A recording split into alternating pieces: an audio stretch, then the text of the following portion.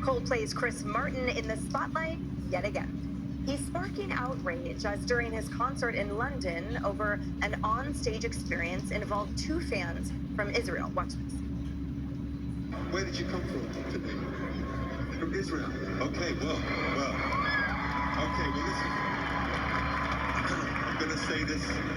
I'm very grateful that you're here as humans, and I'm treating you as equal humans on earth, regardless of where you come from or don't come from. Thank you for being here. We're grateful, and thank you for being loving and kind. Okay, I'm writing a sign. And although it's controversial, maybe, I also want to welcome people in the audience from Palestine, because we have...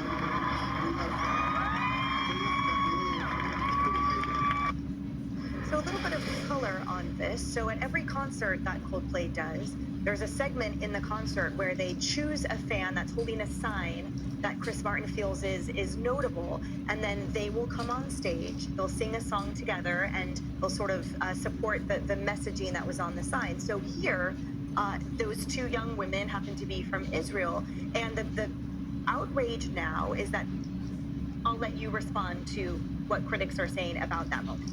No, he did. I mean, he was overtly dehumanizing them. And, you know, he was making it seem like just so sanctimonious, like, I recognize you as humans. And the subtext is, you're not really humans, but because I am such a wonderful and gracious person and magnanimous, I will rise above everything, and I will acknowledge that you are kind of part human, no matter where you're from. And he had to qualify that because they're from Israel, and then, you know, he gives a little shout out to the Palestinians in the crowd. You know, it just seemed like a little bit of pro-Hamas propaganda. And, you know, this is a guy who's already ruined people's lives recently, so maybe he's gotten addicted to the feeling of ruining people's lives. So that's why he brought people on stage that he was going to mock and publicly ridicule.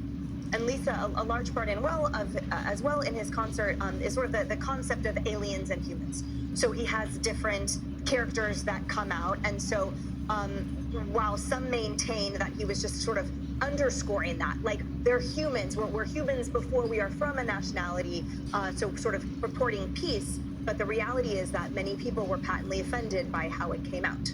You know, look, I can't speak to his intention behind it. I'm sure his PR team at this point, between like the couple and this, are just like, geez, man, can you like knock it off? But I just imagine being Israelis, imagine being the Jewish people. You're attacked on October 7th, 2023. It was their 9/11, right? If that happened here in the United States with our population, we're talking about over 40,000 people. And our response to 9/11 was engaging in almost a 20-year war.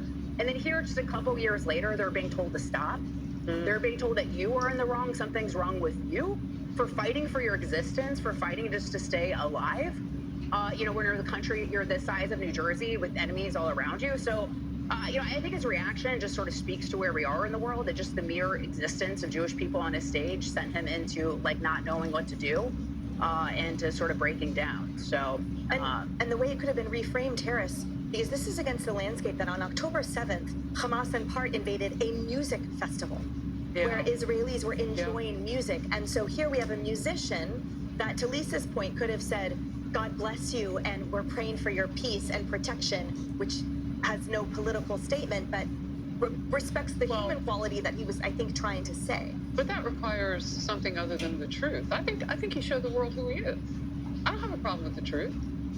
I don't have to be friends with him. And by the way, Gwyneth, girl, Dakota, other girlfriends, y'all dodged a bullet with this one. He's not too bright. He's got the world right there. He's able to do something good, bringing people up, and he can't quite handle that responsibility. But I don't think he lied in that moment. I think he told the truth, and you're asking him to be human. That's quite a challenge for a guy who didn't act like one. Yeah. It's false equivocation. Music's supposed to unite us. Remember those days? You went to a concert, people were united. First of all, and a couple of things that are key to this, there are no Palestinians. They're Arabs.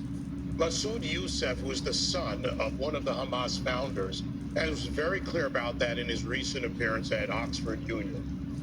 Very clear.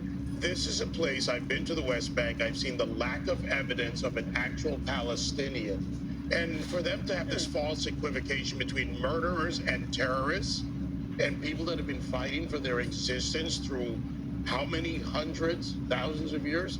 It's just wrong, and it's a wrong message for a musician to send to an audience.